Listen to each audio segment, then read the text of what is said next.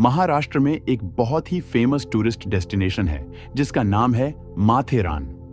वहां पर डेली हजारों की संख्या में टूरिस्ट विजिट करते हैं और 11 दिसंबर 2021 को वहां पर एक कपल विजिट करता है। यह कपल पूरा दिन माथेरान में एंजॉय करते हैं, सभी रेस्टोरेंट में घूमते हैं, खाना खाते हैं और उसके बाद रात के तकरीबन 11:30 पर ये अपने घर न जाकर वहीं पर एक होटल में स्टे करते हैं। होटल में ये 11 बजे चेक इन करते हैं। उसके बाद पूरी रात बीत जाती है। अगले दिन सुबह तकरीबन 7 बजे होटल का वेटर इनके रूम को जाकर नॉक करता है क्योंकि वह खाने का ऑर्डर लेने आया था, लेकिन कोई रूम का दरवाजा नहीं खोलता है। वेटर सोचता है कि शायद वह अभी सो रहे हैं। कुछ देर के बाद मैं दोबारा आऊंगा। तकरीबन सुबह 9 बजे के करीब वह फिर से आता है और उनके डोर को नॉक करता है, लेकिन उसके बावजूद भी कोई दरवाजा नहीं खोलता है। इस बात की खबर वो अपने होटल के मैनेजर को देता है, तो मैनेजर उससे कहता है कि वो लोग लेट नाइट पार्टी करके आए थे, शायद अभी सो रहे होंगे और जब वो उठेंगे तो खुद ही ऑर्डर करने आ जाएंगे। लेकिन सुबह के तकरीबन 11:30 जाते हैं। उस रूम का ना तो दरवाजा खुलता है और ना ही उस रूम से कोई बाहर आता है।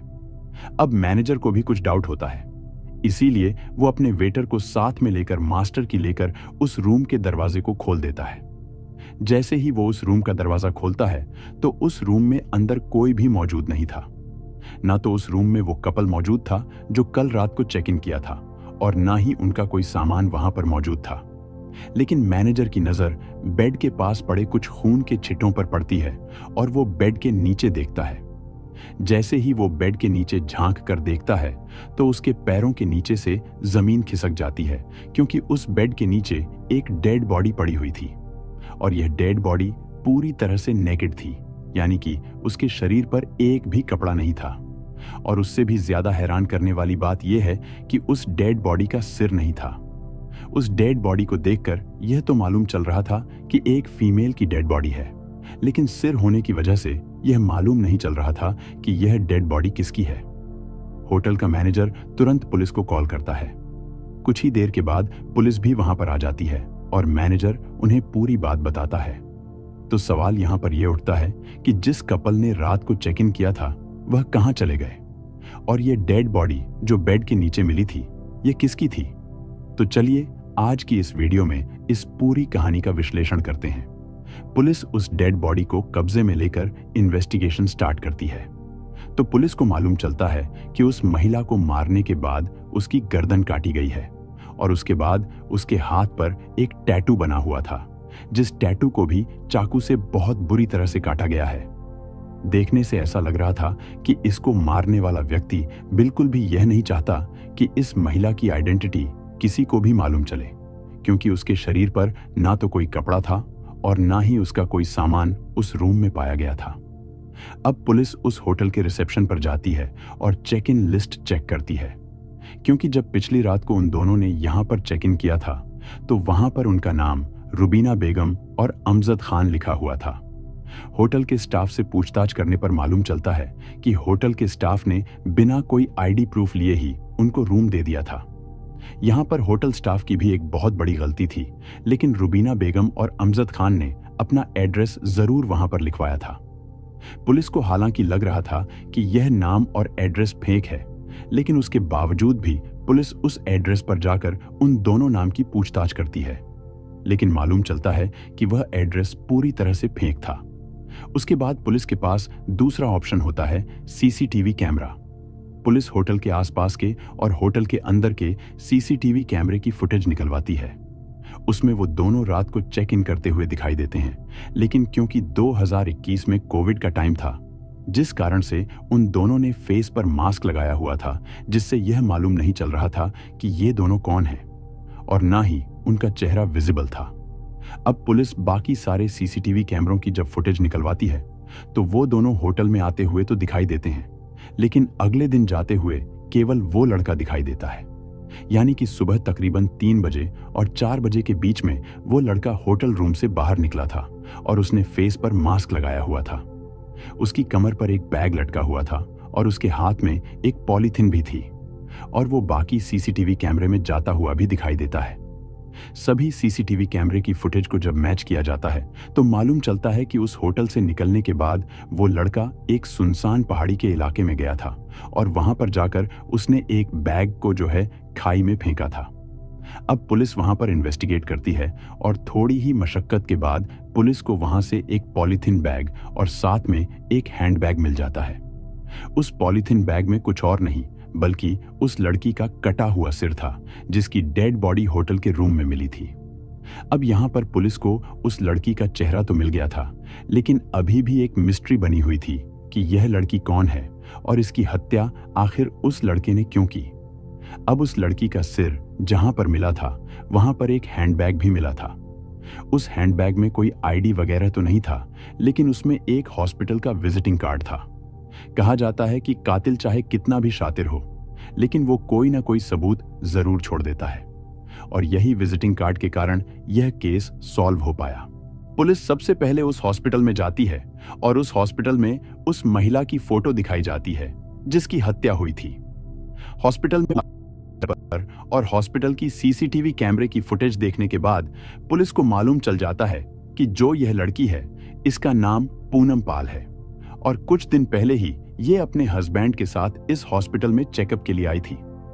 हॉस्पिटल के सारे रिकॉर्ड्स निकलवाए जाते हैं और उन्हीं रिकॉर्ड में पाया जाता है कि जिस दिन यह महिला अपने हस्बैंड के साथ इस हॉस्पिटल में आई थी उस दिन इसके हस्बैंड ने यहां पर यूपीआई से मेडिसिन की पेमेंट की थी और उसी यूपीआईडी की डिटेल से वो पूनम पाल के हस्बैंड का मोबाइल नंबर निकालवाया जाता है। लेकिन उस मोबाइल पर जब कॉल की जाती है तो वो मोबाइल नंबर स्विच ऑफ था। जब उस मोबाइल की पास्ट और प्रेजेंट की लोकेशन निकलवाई जाती है तो पाया जाता है कि पिछली रात को और पिछले दिन को वो मोबाइल नंबर महाराष्ट्र के माथेरान के उसी डेस्टिनेशन पर था जहां से इस महिला की डेड बॉडी मिली थी। यहां से पुलिस को शक जाता है कि हो ना हो इस महिला की हत्या इसके हस्बैंड ने ही की है और यहां से पुलिस को उसके हस्बैंड का नाम भी मालूम चल जाता है जो कि राम सुलोचन पाल होता है और पुलिस उसका एड्रेस निकलवाकर तुरंत उसके एड्रेस पर पहुंच जाती है। वहां पर उन्हें राम सुलोचन पाल मिलता है जो कि पेशे से एक सॉफ्टवेयर इंजीनियर था। पुलिस उससे पूछती है कि क्या तुम इस महिला को जानते हो, तो वो बिल्कुल घबरा जाता है और वो कहता है कि हाँ, यह मेरी वाइफ है और यह पिछले एक दिन से लापता है। पुलिस उससे पूछती है कि तुमने इसकी मिसिंग रिपोर्ट फाइल क्यों नहीं की, जिसके बाद उसके जो जवाब होते हैं वो उल्टे पलटे होते हैं और पुलिस समझ जाती है कि लाल में कुछ काला है। पुलिस तुरंत यहां पर राम सुलोचन पाल को अरेस्ट करती है और उससे काफी सख्ती से इंटेरोगेशन करती है जिसमें यह सारा खुलासा हो जाता है। राम सुलोचन पाल पुलिस को बताता है कि 11 दिसंबर 2021 को वह अपनी बीवी के साथ महाराष्ट्र के माथेरान की टूरिस्ट डेस्टिनेशन पर गया था। वहां पर वो पूरा दिन घूम फिरे थे। उसके बाद रात को 11:30 पर उन्होंने एक होटल में रूम लिया था और वहां पर फॉल्स नेम और फॉल्स एड्रेस से एंट्री कराई थी। उसके बाद रात को जब उसकी बीवी सो गई थी, तकरीबन 2 से 3 बजे के बीच में वो उठा था और उसने गला दबाकर अपनी बीवी की हत्या कर दी थी। और गला दबाने के बाद क्योंकि उसकी शिनाख्त ना हो इसलिए उसने उसके सारे कपड़े उतार दिए थे, उसका सारा सामान ले लिया था, उसके आईडी प्रूफ वगैरह ले लिए थे। साथ ही उसके कटे हुए सिर को जो है पहाड़ी में फेंक आया था क्योंकि उसे ऐसा लग रहा था कि अगर उसकी डेड बॉडी से सिर ही नहीं मिलेगा तो उसकी शिनाख्त नहीं हो पाएगी और यह केस बहुत जल्दी क्लोज हो जाएगा। लेकिन अभी भी सवाल यह बना हुआ था कि आखिर राम सुलोचन पाल ने अपनी बीवी पूनम पाल की हत्या क्यों की थी। इस पर राम सुलोचन पाल पुलिस को बताता है कि वो अपनी बीवी से बहुत प्यार करता था, उनका रिलेशन भी बहुत ही अच्छा था। लेकिन एक दिन उसने पूनम पाल से उसकी पास्ट लाइफ के बारे में पूछा था। अब पूनम पाल को ऐसा लगा कि उसका पति बहुत ही ओपन माइंडेड है और वो अगर पूनम के पास्ट के बारे में भी जान लेगा तो उससे कोई फर्क नहीं पड़ेगा। और क्योंकि वो दोनों एक दूसरे से बहुत प्यार भी करते थे, जिस पर पूनम पाल अपने पास्ट के बारे में अपने हस्बैंड को सभी कुछ बता देती है। पूनम पाल अपने हस्बैंड को अपने एक्स बॉयफ्रेंड के बारे में सब कुछ बता देती है, लेकिन वो एक गलती यह कर देती है कि वो अपने हस्बैंड को यह भी बता देती है कि वो अपने एक्स बॉयफ्रेंड के साथ फिजिकली इंटीमेट भी हुई थी।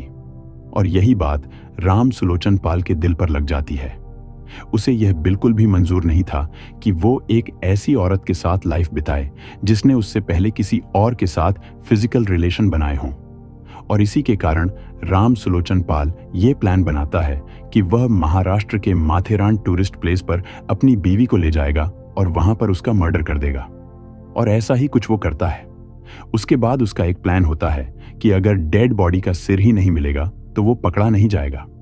लेकिन उसका यह प्लान फेल हो जाता है, क्योंकि जैसा कि मैंने आपको बताया, कातिल चाहे कितना भी शातिर हो, वो कोई ना कोई सुराग जरूर छोड़ देता है।